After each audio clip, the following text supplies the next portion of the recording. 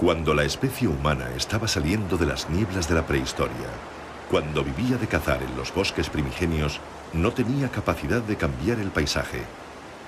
Cuando aquel cazador construye la primera vivienda y planta el primer campo de cultivo, empieza a tenerla. Con el descubrimiento del fuego, encuentra la primera herramienta poderosa para adaptar la naturaleza a sus necesidades.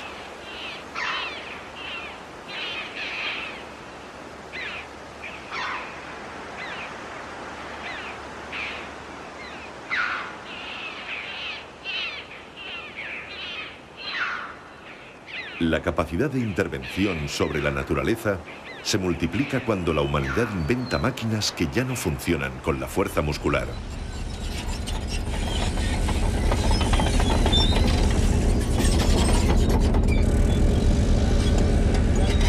Con ellas, puede rebajar las montañas que le molestan o desviar el curso de los ríos.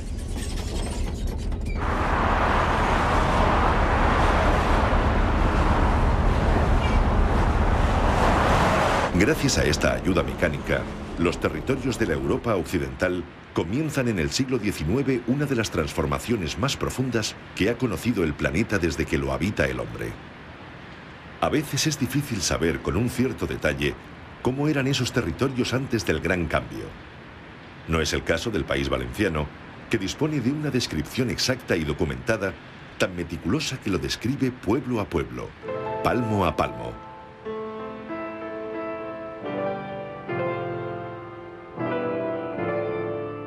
La hizo Antoni Josep Cabanilles, uno de los últimos sabios tradicionales.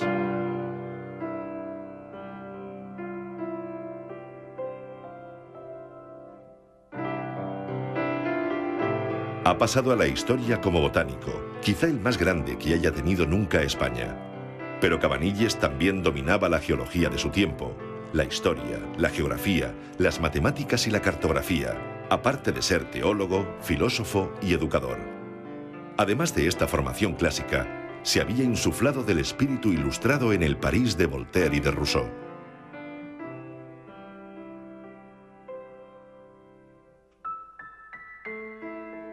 Conocía perfectamente cómo se hacían las cosas en su época, pero también intuía cómo podían ser en el futuro y sabía por dónde iba el camino del progreso.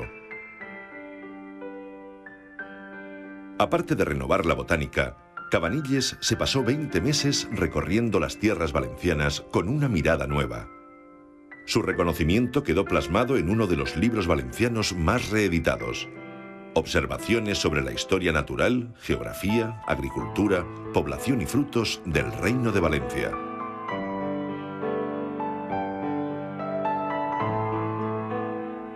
Cabanilles nació en Valencia la primavera del año 1745.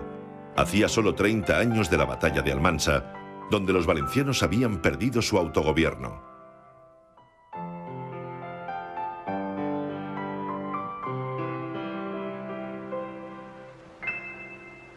Pero la peor consecuencia de la guerra era que había dejado el país sin hombres jóvenes, es decir, sin fuerza de trabajo. Cabanilles lo recuerda cuando habla de la montaña alicantina. Pueblos todos situados entre montes, habitación antigua de moriscos y poco menos que despoblados hasta este siglo.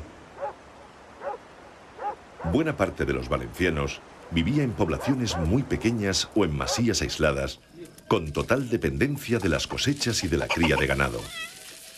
Es lo que aún hoy hace Basili en los alrededores del Peñagolosa. La alta montaña es el último reducto de unas formas de vida que eran las habituales en el tiempo de Cabanilles y que hoy pertenecen a la nostalgia.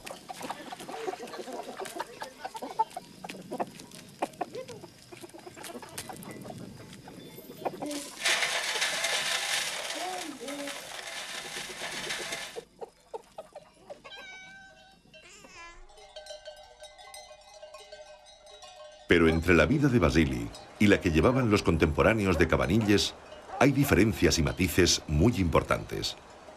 Ahora nadie se muere de hambre por una helada a destiempo y todo el mundo tiene garantizada la asistencia sanitaria.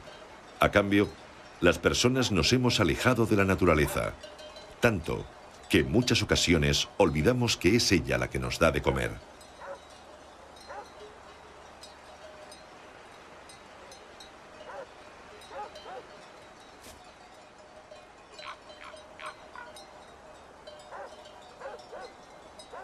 Cabanilles es quizá el primer valenciano que sube a las cimas con espíritu científico. Y no lo hace solamente en busca de plantas. Está obsesionado por corregir los mapas de la época inexactos e incompletos. Y también quiere comprobar por sí mismo las nuevas teorías geológicas que ha aprendido en París. Son los años de las primeras expediciones científicas a las grandes montañas europeas que ponen en evidencia el relato bíblico de la creación.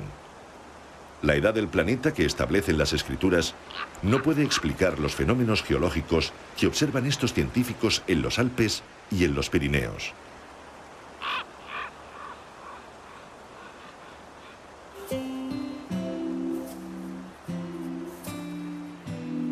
Cabanilles contrasta estas nuevas teorías en las montañas valencianas y mientras va describiendo las plantas que encuentra. Cerca de la cima del Peñagolosa se refugia el geranio que hoy lleva su nombre y que él describió en sus observaciones. Por todas partes salen cabillos de 2 a 3 pulgadas que sostienen flores aparasoladas. La corola es de 5 pétalos blancos aovados y escotados, bien abiertos, todos con venitas purpúreas.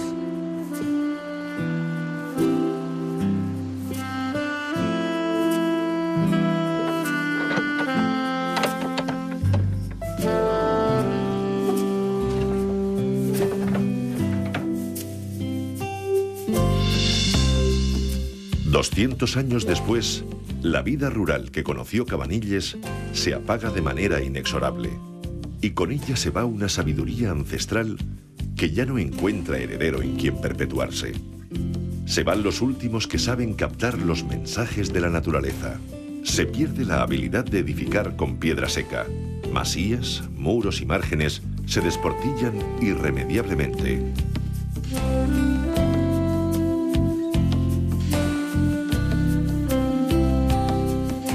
Se desvanece una forma de vida que llevaba vigente milenios.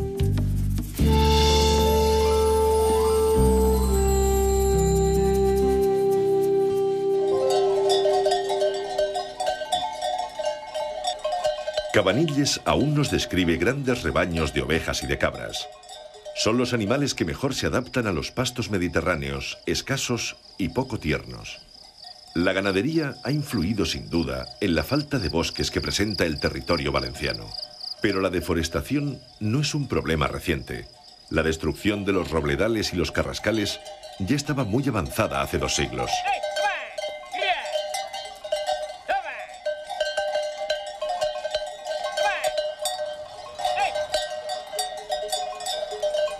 Los árboles se talaban para la construcción de casas y la fabricación de barcos, o simplemente como combustible. Los rebaños completaban el proceso al comerse los brotes, pastando en los espacios que poco antes dominaban los bosques. Ahora, la existencia de otros combustibles más eficaces ha relegado la leña a un papel subsidiario. Y la presión ganadera ha bajado también mucho. Hay menos animales y en la mayoría de los casos viven estabulados y alimentados con pienso. Liberados de esta presión, muchos herbazales vuelven a ser matorrales.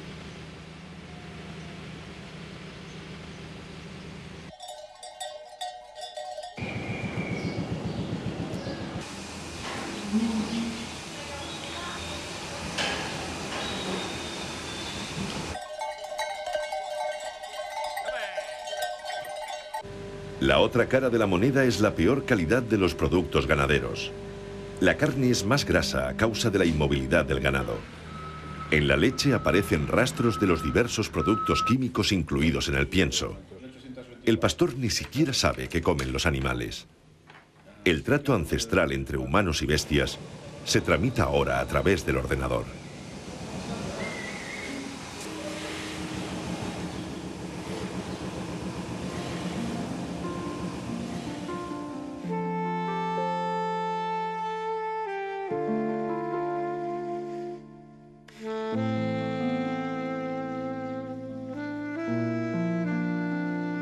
El siglo XVIII conoce el final de lo que se denomina la Pequeña Edad de Hielo, un periodo bastante más frío que el actual. Las nieves y las heladas eran frecuentes, y complicaban el trabajo de los agricultores. Pero tanto o más que el clima, pesaba sobre el campo la resistencia a cualquier cambio. Lo hicieron así mis padres. Es la ley del labrador. Los cultivos predominantes eran la vid y los cereales, el olivo y el algarrobo. La producción de los campos era muy baja por la falta de brazos, de abonos y de conocimientos agrícolas. Cabanilles explica cómo, por una parte, los labradores ponían en peligro su vida subiendo a los riscos para coger las 4 algarrobas de los árboles espontáneos. Mientras, la producción de los campos era muy reducida porque los agricultores no sabían cosas tan elementales como que hay algarrobos machos y hembras. El botánico ofrece soluciones imaginativas. Como se resisten a plantar machos, les aconseja que injerten algunas ramas masculinas en los algarrobos femeninos. La inmensa mayoría del territorio valenciano no estaba cultivado. El resto era el reino del secano, que a lo largo del siglo XIX llegaría a su máxima extensión conocida. La única obra hidráulica de gran envergadura era el pantano de Tibi. Es el más antiguo de los embalses europeos, tanto que ya tiene 200 años cuando lo dibuja Cabanilles.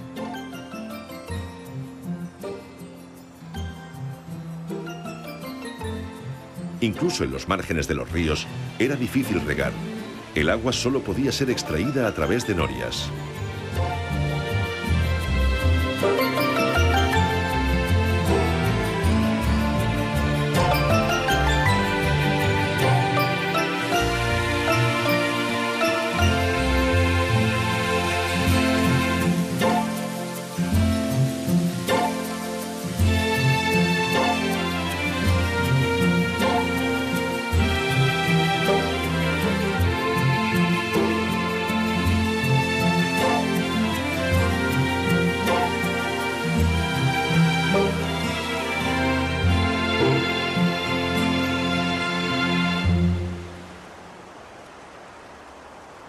A lo largo del siglo XX, los terrenos menos productivos quedan abandonados. También desaparecen las grandes extensiones de trigo o de avena, que eran el hábitat de una gran variedad de fauna. El tiempo vuelve a desordenar las piedras, que el hombre a lo largo de los siglos había dotado de sentido y de función.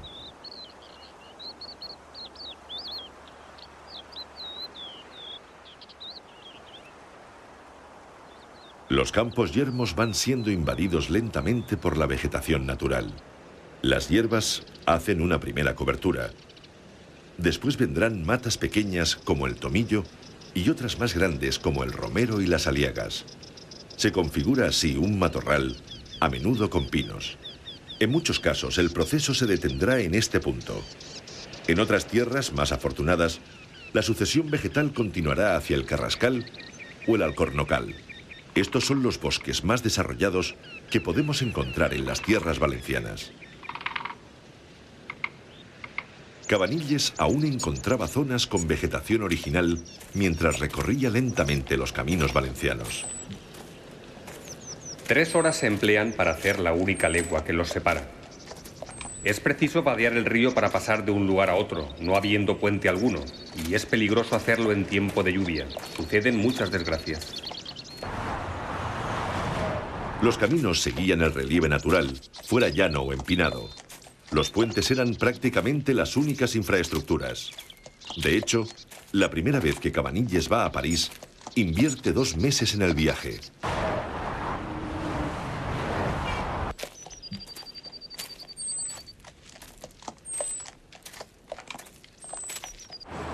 En cambio, las vías de comunicación modernas abandonan el trazado tradicional para buscar el camino más recto posible.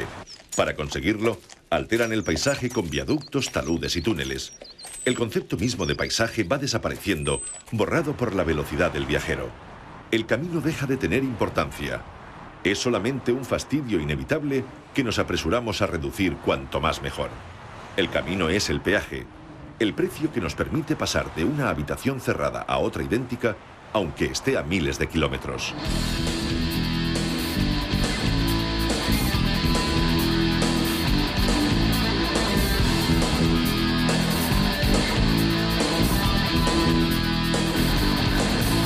Por el camino, hemos perdido el placer de caminar.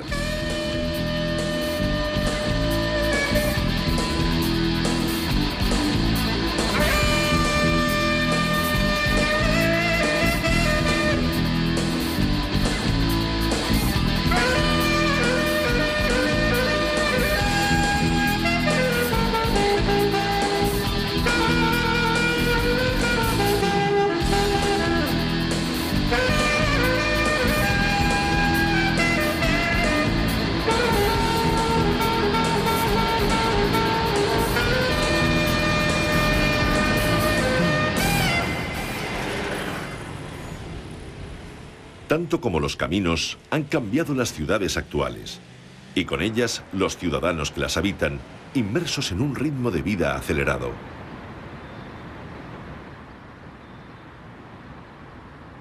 Un ritmo de vida cada vez más alejado de los ciclos naturales que nos han acompañado en nuestra evolución, aunque a veces nos olvidemos.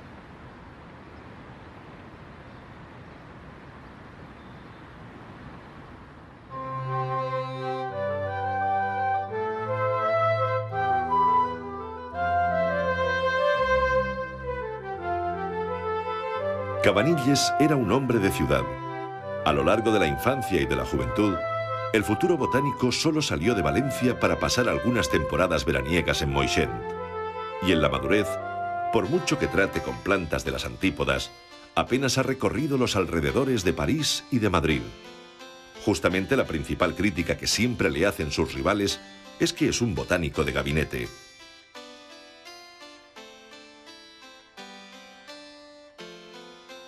Cabanilles nace en una Valencia muy marcada por el poder de la Iglesia. Después de morir él, la Inquisición todavía lleva a cabo alguna ejecución. Al bebé lo bautizan en la iglesia de San Martí.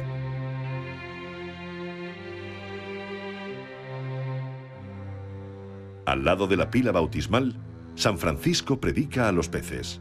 Los peces escuchan atentamente la palabra del santo, justo lo contrario de lo que después haría Cabanilles. En vez de hablar a la naturaleza, escucharla. Escucharla siempre, aunque en ocasiones parezca llevar la contraria a la Biblia. Aunque él sea capellán desde muy joven. Aunque la Iglesia le proporcione la manutención que la miserable ciencia española de la época no podía ofrecerle.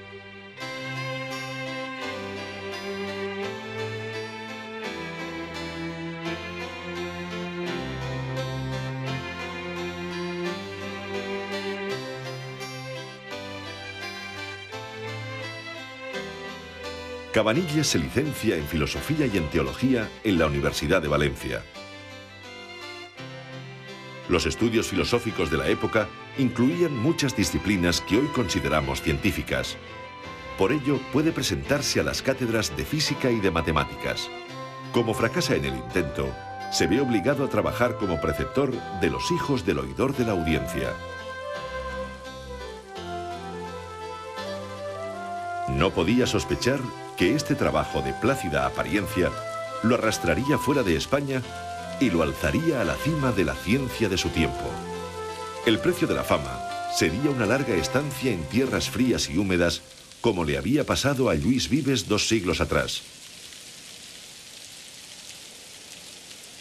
Pero a diferencia del humanista, él pudo volver a su tierra rico y reconocido.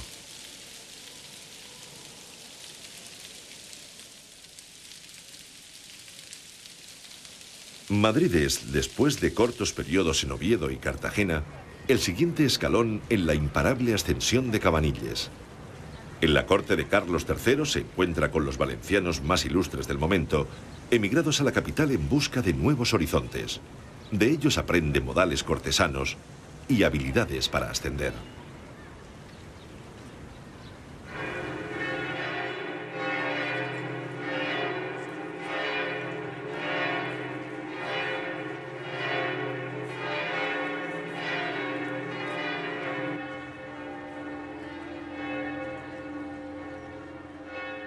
El interés por las ciencias naturales le nace en París, donde pasa todo un decenio. Cabanilles ha subido en la escala social. Ahora trabaja para el duque del Infantado, una figura prominente de la nobleza española. En la capital francesa acompaña a los hijos del duque en las clases que imparten los científicos más reconocidos de la época. Lo que va oyendo le emociona y abre sus ojos de capellán español. En París convivían en aquellos años prodigiosos de la enciclopedia el saber clásico y el impulso reformador de la Ilustración.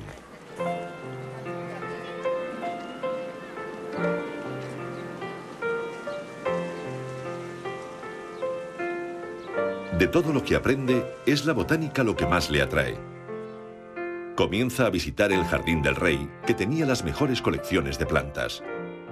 También se lanza a recolectar vegetales en el Bosque de Versalles y otros lugares de los alrededores de París. Al poco tiempo se atreve ya a publicar un trabajo sobre las Monadelphia, una de las clases de plantas que había establecido el sueco Linné.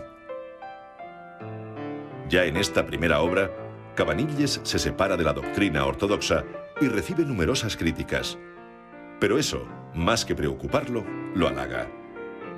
En este punto, ya domina tanto la ciencia como las intrigas de la corte de Luis XVI. En sus cartas se muestra seguro y orgulloso de su trabajo. Cuanto más estudio, más apasionado me hallo a la botánica y voy descubriendo defectos en los que antes respetaba como oráculos.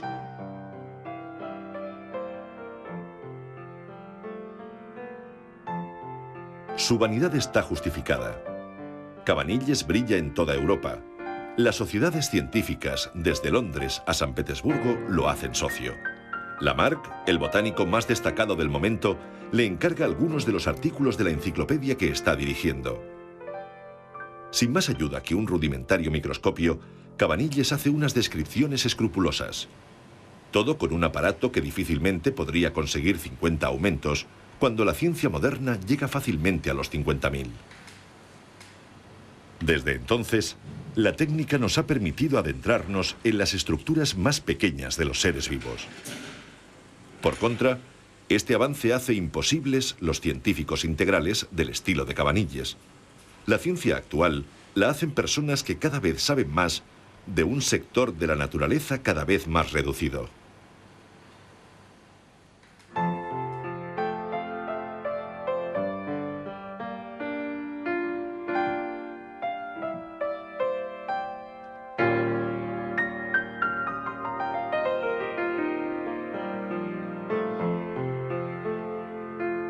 En los grises inviernos de París, cuando no puede salir a herborizar, Cabanilles dice que añora su tierra.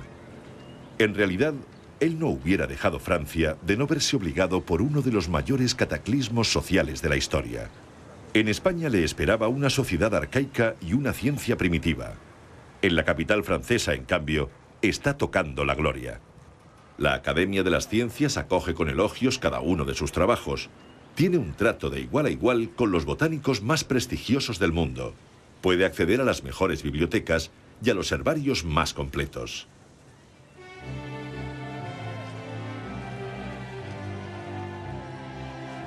Hasta que en su camino se cruza la Revolución de 1789. Él es un ilustrado y puede compartir muchas de las tesis filosóficas que hay detrás del alzamiento popular. Pero también es un sacerdote y, como tal, corre peligro. Ya he dejado, tal vez para siempre, mis amigos y compañeros de la botánica, los ricos herbarios y los jardines que encierran el mundo entero. Las persecuciones que experimenta todo hombre, mayormente los ricos y sobre todo los clérigos, me obligaron a zafarme oculto y disfrazado. Por suerte para él y para la ciencia, unas semanas después pueden llegar a Madrid las cajas con el herbario y los muchos libros que había acumulado en París. Y también el vestuario, que no era escaso. Cabanilles siempre vistió igual que trabajaba, de manera impecable.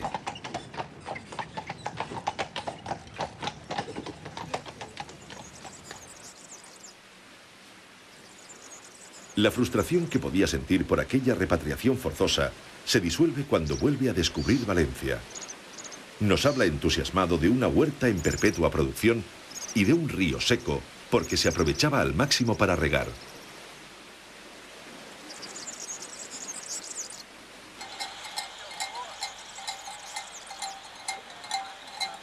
Nos habla también de la armonía entre la ciudad y la huerta. Describe a los labradores como los basureros de la ciudad, los recicladores que transforman en abono los residuos urbanos. Hoy ya no se puede aprovechar el lodo de las acequias convertido en un cóctel de venenos. El plástico no sirve para abonar los cultivos. Los tractores han jubilado a las caballerías y a toda la artesanía que giraba en torno a ellas.